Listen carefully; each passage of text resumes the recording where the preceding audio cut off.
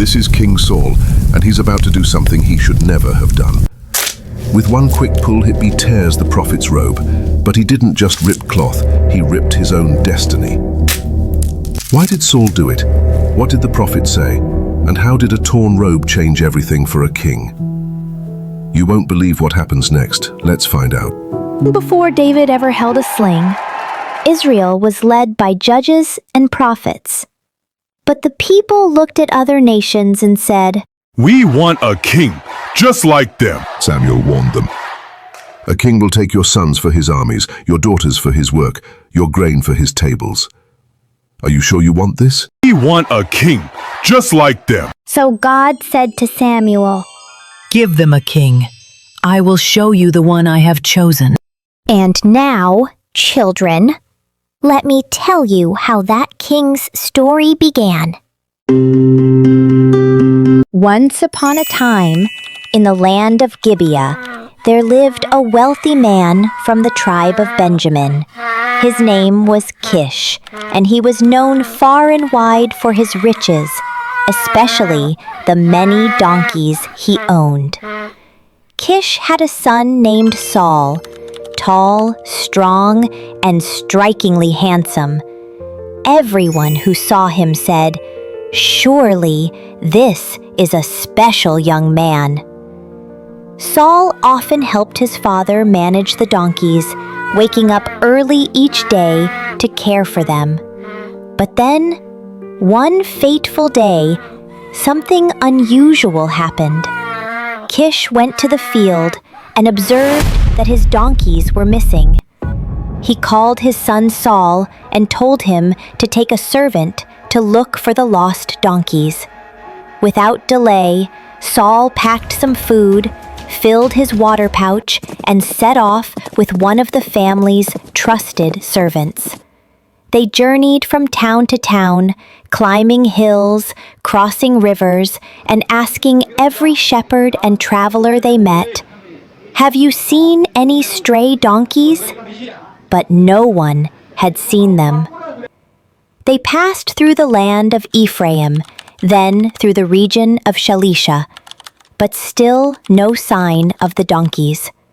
Day after day, they kept walking. Saul began to worry.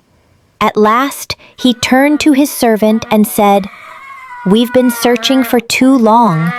My father will stop worrying about the donkeys and start worrying about us." But the servant's eyes lit up. He leaned closer and whispered, "Wait, there's a man of God in this town up ahead. People say whatever he says comes true. Let's go and ask him. Maybe he can tell us where the donkeys are." Saul paused. He had heard whispers of such prophets before, but could they really help? And just like that, without even knowing it, Saul was walking straight into his destiny.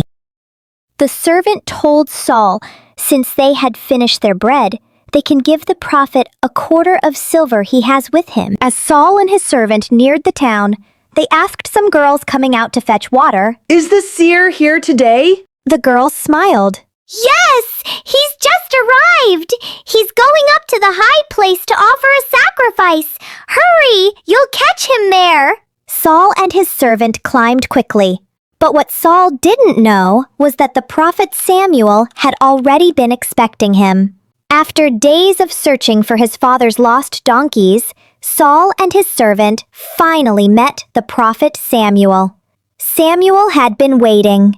God had spoken to him the day before and said, "Tomorrow I will send you a man from the tribe of Benjamin.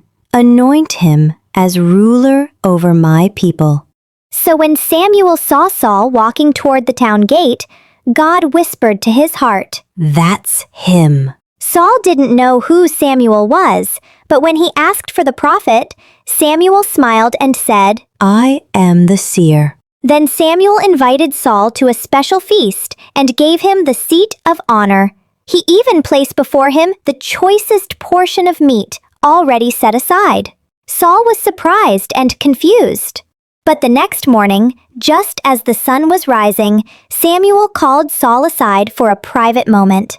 They walked quietly together to the edge of town. Then Samuel told Saul's servant, Go on ahead of us for a little while. When they were alone, Samuel took a small flask of oil, poured it gently on Saul's head, kissed him, and said, Has not the Lord anointed you ruler over his inheritance? You will govern his people and save them from their enemies.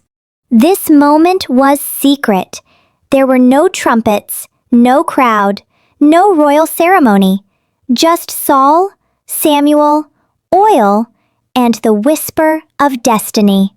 Then Samuel gave Saul 3 powerful signs that would happen that day, proof that this was truly from God. 1. He would meet 2 men who would tell him the donkeys were found. 2. Then he would meet 3 travelers who would offer him loaves of bread. 3. Finally, he would come upon a group of prophets, and the Spirit of God would come upon him, and he would prophesy too. Samuel looked into Saul's eyes and said, When these signs happen, do whatever your hand finds to do, for God is with you. And that's how it began. Before the people knew, before the crown ever touched his head, Saul was anointed in secret, chosen by God to be Israel's first king.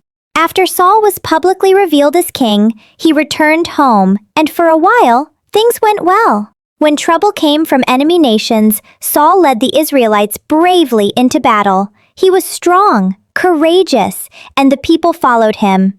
It seemed like Saul was becoming the king everyone hoped for. But soon, Saul's heart began to drift. One day, Saul prepared to fight the Philistines.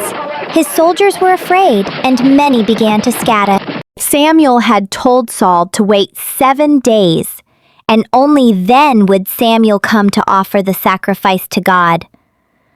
But when the 7th day came, and Samuel still hadn't arrived, Saul grew impatient. I can't wait any longer, Saul said. The people are leaving me. So he offered the sacrifice himself, something only a prophet or priest was allowed to do. Just as he finished, Samuel arrived. Samuel's face fell. What have you done, Saul? Saul tried to explain. The people were scattering. You were late. I had to do something. But Samuel shook his head. You have done a foolish thing. You didn't obey God's command. If you had, He would have established your kingdom forever. But now, your kingdom will not last. It was the first crack in Saul's crown. Later, God gave Saul another mission to completely destroy the Amalekites ruled by a wicked king called Agag. God's command was clear.